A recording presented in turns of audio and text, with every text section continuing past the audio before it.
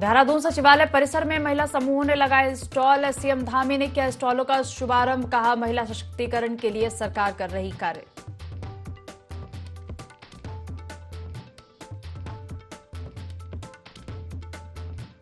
CM Dhami की दिल्ली विस्तार लौटते ही कैबिनेट विस्तार की सुबुगाहट तेज। मंत्रियों की दिल्ली दौड़ और विधायकों की मुख्यमंत्री से मेल मुलाकातों से चर्चाओं को मिला बल।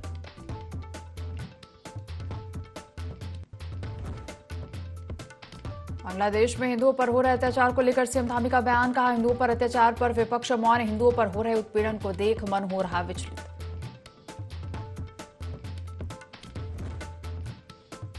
मसूरी विधानसभा में निकाली गई तिरंगा यात्रा। यात्रा में शामिल हुए मंत्री गणेश जोशी और प्रदेश अध्यक्ष महेंद्र भट्ट। कहा, प्रधानमंत्री जी की हर घर तिरंगा मुहिम को मिल रहा अपार समर्थन।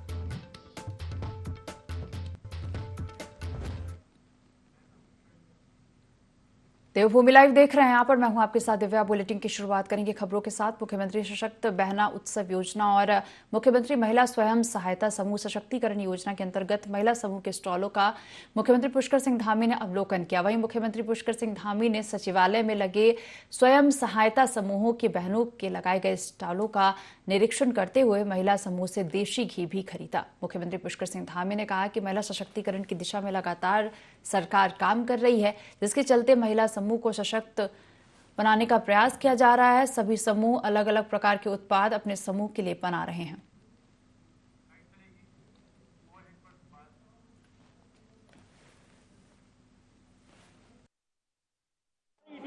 पिछले वर्ष दीपावली के त्योहार से मुख्यमंत्री सशक्त उत्सव बहना योजना का शुभारंभ किया गया था, जिसके परिणाम बहुत अच्छे आए हैं। हमारी सभी स्वयं सहायता समूह की बहनें विभिन्न प्रकार के उत्पाद अपने समूह के माध्यम से बना रही हैं और उत्पाद बहुत अच्छे हैं, चाहे वो खिलौने हों, चाहे खाने के उत्पाद हों या अन्य उत्पाद हों, घरों में रखने के उत्पाद हों। और ये उत्पाद बहुत अच्छे हैं। मैं तो सबसे कहूँगा कि इन उत्पादों को सभी खरीदें, क्योंकि बहुत मेहनत से, बहुत क्वालिटीपूर्ण तरीके से उसको। बांग्लादेश में हिंदुओं पर हो रहे अत्याचार पर उत्तराखंड के मुख्यमंत्री पुष्कर सिंह धामी ने अपनी प्रतिक्रिया दी है। उन्होंने कहा कि बांग्लादेश से जो तस्वीरें आ रही हैं उसे देखकर मन व्यथित है। मैं ठीक से सो नहीं पा रहा हूं। और साथ ही उन्होंने कहा कि मुझे दुख है कि हमारे देश में जाति और धर्म को आधार बनाकर विभाजनकारी भावनाओं को पोषित करने वाले लोग विपक्ष बांग्लादेश में हिंदुओं पर हो रहे अत्याचार पर मौन है।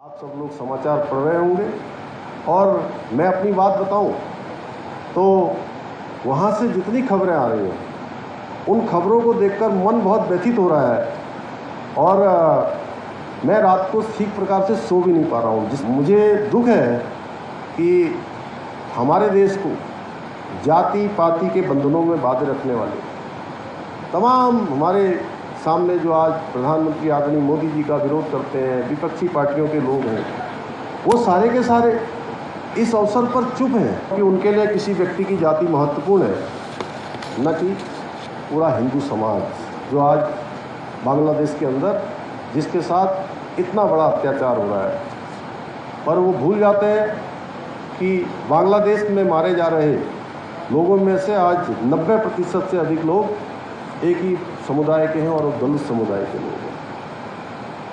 आज क्यों उनका दिल नहीं धड़क रहा है? आखिर वो क्यों चुप हैं? ये प्रश्न मैं समझता हूँ हर एक के मन में आ रहा होगा।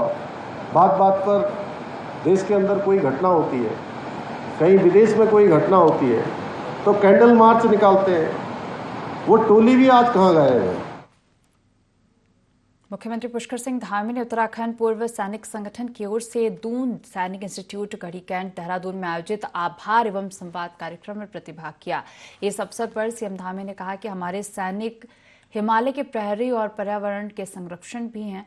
उन्होंने पूर्व सैनिकों से हर घर तिरंगा और एक पेड़ मां के नाम अभियान की सफलता में सहयोगी बनने की अपेक्षा की है। सीएम ने मसूरी में सैनिक विश्राम बनाए जाने की घोषणा की। कार्यक्रम में वीरांगनाओं ने मुख्यमंत्री को वीरांगनाओं को मुख्यमंत्री ने सम्मानित किया। सीएम ने कहा कि राज्य में शहीद सैनिकों के परिजनों को मिलने वाले अनुग्रह अनुदान राशि 10 लाख रुपए से बढ़ाकर 50 लाख रुपए की गई है। वहीं शहीद सैनिक के परिवारजनों को सरकारी नौकरी के लिए आवेदन करने की अवधि को 2 साल से बढ़ाकर 5 साल किया गया है।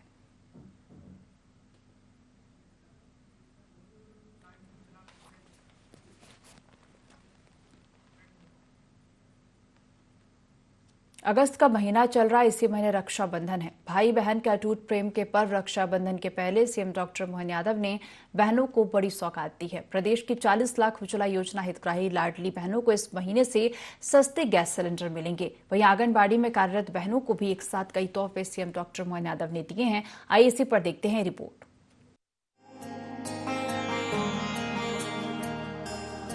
यत्र नार्यस्तु पूज्यन्ते रमन्ते तत्र देवता।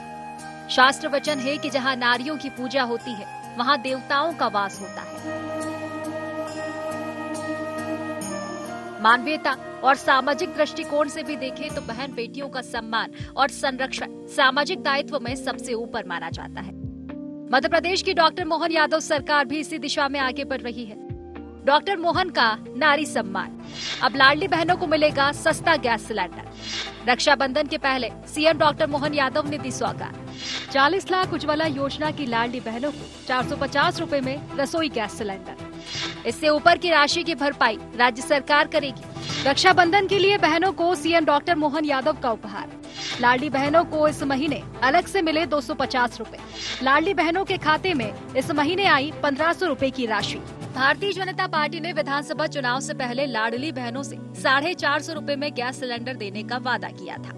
राखी के पहले इसे निभाकर सीएम डॉक्टर मोहन यादव ने लाडली बहनों को राखी गिफ्ट दिया है। साथ ही भरोसा दिलाया है कि उनकी सरकार हमेशा मातृशक्ति के साथ खड़ी है। 1,29,00,000 बहनों के खाते में 1250 रुपए तो आपके गए खाते में लाडली बहनों के लिए, लेकिन आज 250 रुपए की राशि 1,897 करोड़, लगभग 2,000 करोड़ में थोड़ा ही कम पड़ रहा है। जोरदार ताली बजाओ, बहनों के खाते में सिंगल क्लिक से यहीं से गए। मुख्यमंत्री डॉक्टर मोहन यादव के इस राखी गिफ्ट पर लाडली बहनें खूब आशीर्वाद लुटा रही हैं। लाडली बहनों का मानना है कि सीएम डॉक्टर मोहन यादव ने उनकी राखी में खुशनुमा रंग भर दिया है।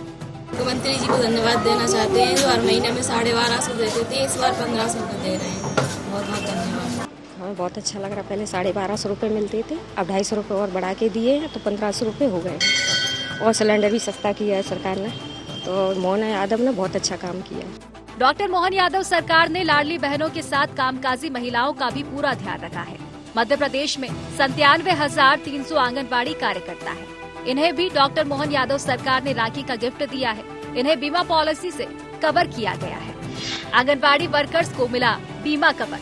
प्रधानमंत्री जीवन ज्योति, प्रधानमंत्री सुरक्षा बीमा योजना का लाभ। आंगनबाड़ी कार्यकर्ताओं को 2 लाख, सहायिकाओं को 1 लाख का बीमा। 62 साल की उम्र होने से पहले निधन होने पर दी जाएगी बीमा की राशि। दुर्घटना में स्थायी दिव्यांग होने पर दिए जाएंगे 1 लाख रुपए। दोनों बीमा योजनाओं का प्रीमियम भरेगी डॉक्टर मोहन यादव सरकार। इस ऐलान के साथ ही डॉक्टर मोहन यादव सरकार ने दोहराया कि महिला सशक्तिकरण उसके एजेंडे में सबसे ऊपर है और वो इसमें कोई कोताही नहीं बरतने वाली। डॉक्टर मोहन यादव सरकार के इस ऐलान से आंगनबाड़ियों में काम करने वाली महिलाओं में भी खुशी की लहर दौड़ उठी है। इनका भी मानना है कि किसी सरकार ने पहली बार उनके हित में ये ऐलान किया है। राखी के पहले ये उनके लिए भाई के गिफ्ट जैसा है।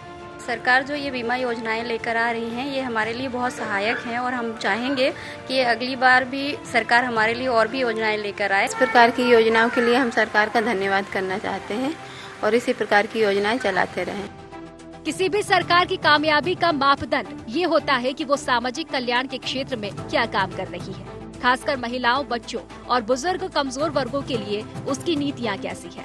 डॉक्टर मोहन यादव सरकार ने लाडली बहनों और आंगनबाड़ी कार्यकर्ताओं को राखी गिफ्ट देकर अपनी यही सामाजिक प्रतिबद्धता दोहराई है।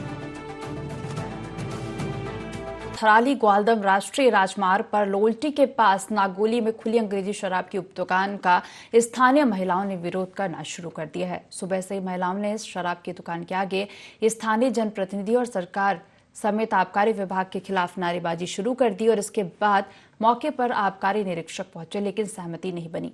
महिलाओं का कहना है कि अंग्रेजी शराब की दुकान खोले जाने से क्षेत्र का माहौल खराब होगा। यहां से लॉल्टी इंटर कॉलेज और महाविद्यालय तलवारी नजदीक है। ऐसे में शराब की दुकान खुलने से इसका असर स्कूली बच्चों पर भी पड़ेगा।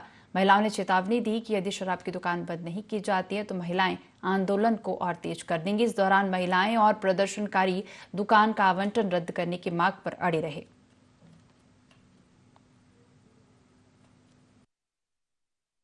समय में बच्चों के लिए और भविष्य में ऐसे छोटे छोटे बच्चों भी बिगड़ जाएंगे और रास्ते में स्कूल भी है, हमारी कॉलेज भी है और सभी बच्चे बिगड़ जाएंगे यहाँ पर। फिर हम ये विरोध इसलिए कर रहे हैं कि हमें शराब की भट्टी नहीं खोलनी है। दारू की भट्टी पे ध्यान दे रहे हैं, लोगों को इलाज नहीं मिल रहा है। थराली में इतना बड़ा हॉस्पिटल है, ना सोनोग्राफी मशीन है, ना एक्सरे मशीन है।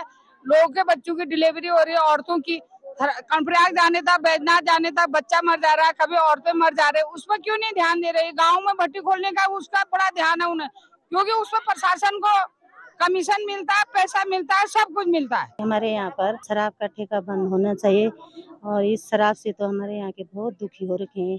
कितनों की तो मांग उजड़ गई है, कितने की कोख सुन हो गई है। इतने छोटे भविष्य ये छोटे छोटे फूल हैं जो हमारे ये इसी शराब से मुरझा जाएंगे। इसीलिए हमारे यहाँ पर शराब का ठेका बंद होना चाहिए। बहुत दुखी है। कल से हमने यहाँ पर धरना रखी है पर पुलिस प्रशासन कोई हमारा साथ नहीं दे रही है। ये नियमानुसार दुकान यहाँ पे खुली है और ये ग्वालदम की उप दुकान है। अनुज्ञापी जो है विवेक शाह जी हैं और ये नियमानुसार ही खुली है। हमारा जो क्षेत्र है ये यहाँ पे दुकान रहित है और यहाँ पे 5-7 किलोमीटर पे कोई है नहीं दुकान यहाँ पे, तो जिससे हमें राजस्व मिल सके और जो अवैध यहाँ पे बिकता है। प्रदेश भर में नगर निकाय चुनाव अक्टूबर के आखिरी हफ्ते में होने की तैयारी चल रही है और जिसे देखते हुए शासन ने देहरादून नगर निगम को 15 दिनों के अंदर 54 वार्डों की परिसीमन की रिपोर्ट भेजने के निर्देश दिए और इसी समय सीमा में ओबीसी आरक्षण और वोटर लिस्ट का काम भी पूरा करना है ताकि निकाय चुनाव में कोई अड़चन पेश न आए। और इस बात पर देहरादून के नगर आयुक्त गौरव कुमार ने कहा कि हमारा पहला फोकस परिसीमन पर ही है। साथ ही उन्होंने कहा कि पिछले साल शासन को यहां से परिसीमन की शीट भेजी गई थी जिसमें कुछ बिंदुओं पर शासन ने आज्ञा मांगी थी और कुछ बिंदुओं पर निराकरण करने के निर्देश दिए गए थे, जिसे देखते हुए हम उन सभी वार्डों का निराकरण कर रहे हैं, जिसके बाद इसकी रिपोर्ट जिलाधिकारी के माध्यम से शासन को भेज दी जाएगी।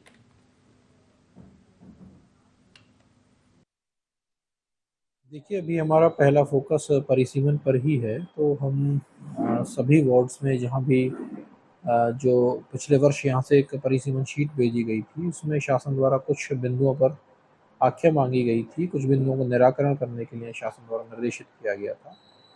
अभी हम उन्हीं सभी वार्ड्स को उठाकर उन सबका एक एक करके निराकरण कर रहे हैं।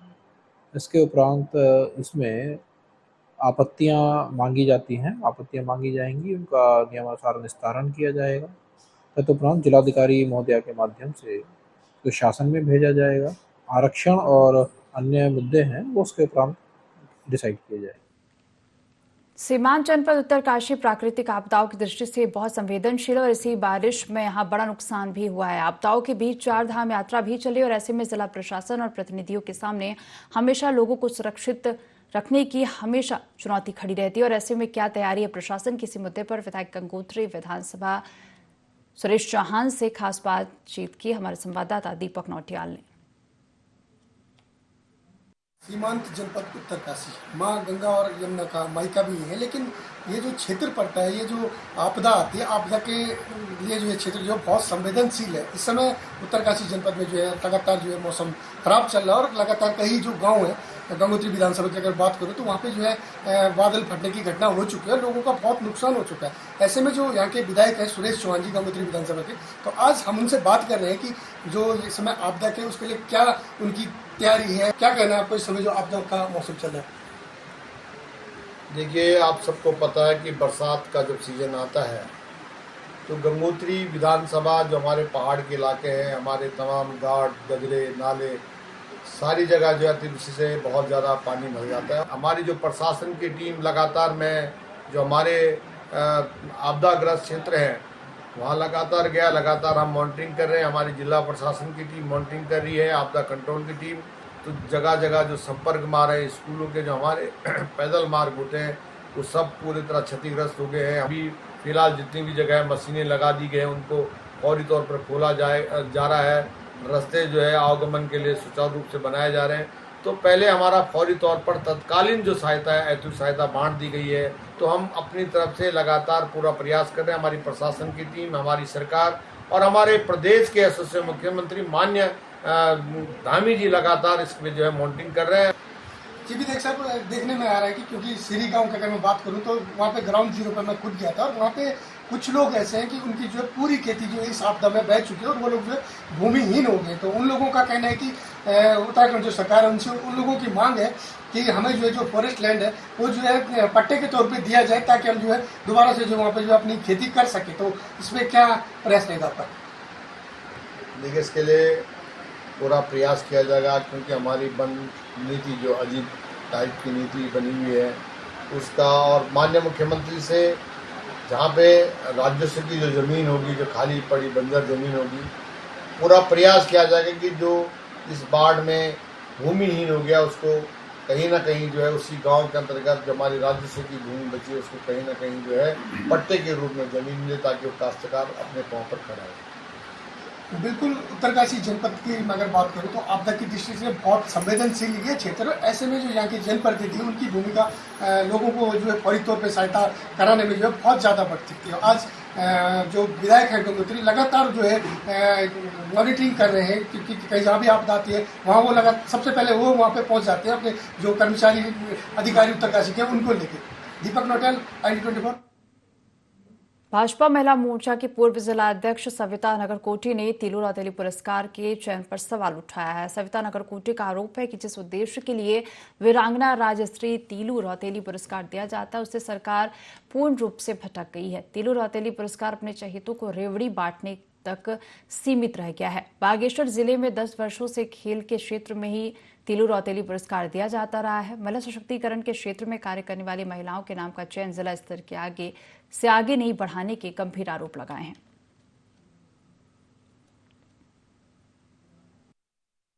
8 अगस्त को दिया जाने वाला पुरस्कार जो है राज्य स्तर पर दिया जाता है। मुझे जिस उद्देश्य से इस तीलू रौतेली पुरस्कार की स्थापना हुई थी उस उद्देश्य में भटकती हुई राज्य आज कहीं न कहीं अपने लोगों को रेवड़ी बांटने का काम कर रही है। खास तौर से बागेश्वर जनपद की बात करूं तो बागेश्वर जनपद में 10 वर्षों से किसी भी सामाजिक क्षेत्र में महिला को पुरस्कार नहीं दिया गया। अगर ये हमेशा बागेश्वर जनपद में खेल वालों को ही पुरस्कार दिया जाता है। इसका उद्देश्य हर क्षेत्र में कार्य करने वाली महिलाओं का था। और मैं ये कहूँगी कि अगर जो नशा उन्मूलन, बेटी बचाओ बेटी पढ़ाओ, गरीबी रेखा से नीचे जीवन स्तर यापन करने वाली महिलाएं, महिला उत्पीड़न, घरेलू हिंसा और नशा उन्मूलन जैसे क्षेत्र पर कार्य कर रही हैं, उन महिलाओं की फाइल जो है भविष्य की आवश्यकताओं को ध्यान में रखते हुए यमुनोत्री धाम के विस्तार को लेकर प्रशासन के स्तर से कार्रवाई तेज कर दी गई है। जिलाधिकारी डॉक्टर मेहरबान सिंह बिष्ट ने इस मुहिम की कमान संभालते हुए यमुनोत्री धाम में यात्रा सुविधा और सुरक्षा से जुड़ी अवस्थापना सुविधाओं के विकास के लिए चिन्हित स्थलों का निरीक्षण कर अधिकारियों, मंदिर समिति के पदाधिकारियों और पंटा पुरोहितों के साथ विचार विमर्श किया। इस मौके पर प्रशासन के प्रस्ताव के अनुरूप सभी पक्षों ने यमुनोत्री में मंदिर परिसर को विस्तारित कर मंदिर से सटे क्षेत्र से सभी व्यावसायिक प्रतिष्ठानों और निजी भवनों को हटाकर गरुड़ गंगा क्षेत्र में यात्री सुविधाओं और व्यावसायिक और आवासीय क्षेत्र का विकास करने पर सहमति जाहिर की है।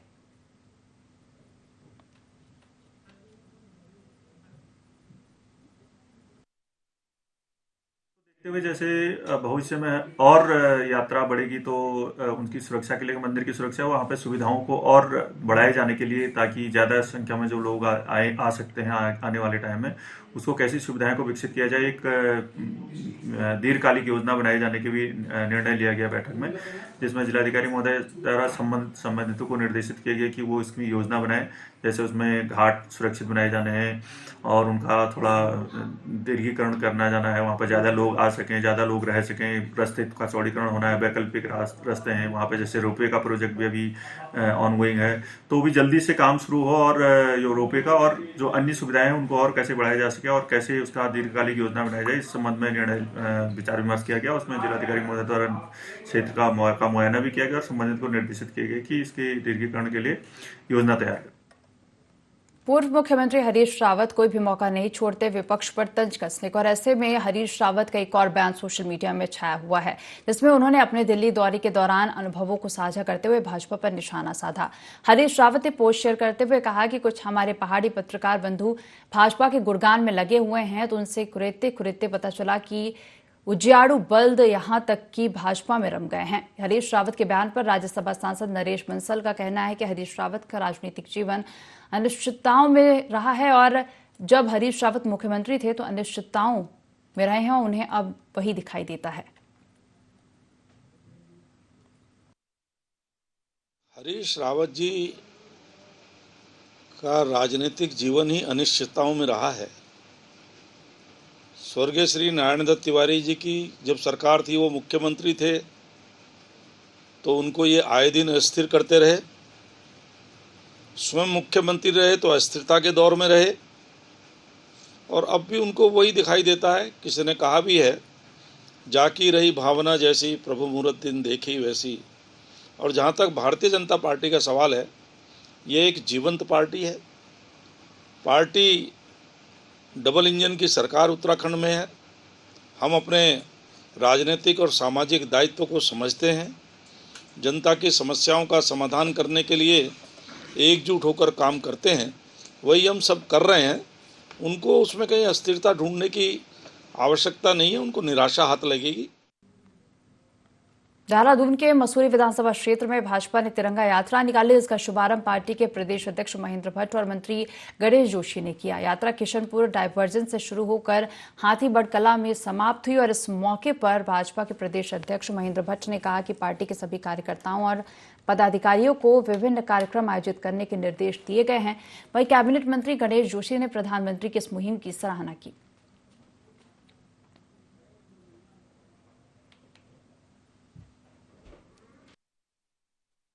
11 तारीख से 15 तारीख तक तिरंगा यात्रा का आह्वान किया है।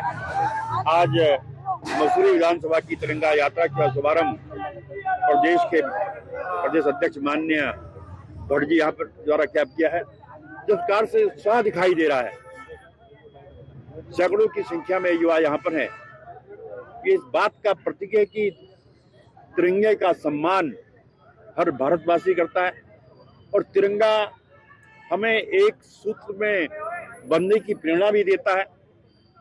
और जिस प्रकार से उत्साह दिखाई दे रहा है, जहां भारतीय जनता पार्टी के कार्यकर्ता इसमें प्रतिभाग कर रहे हैं, आम जनमानस भी इसमें अपना सहयोग दे रहा है और ये भविष्य भारत के लिए एक बहुत बड़ा संकेत।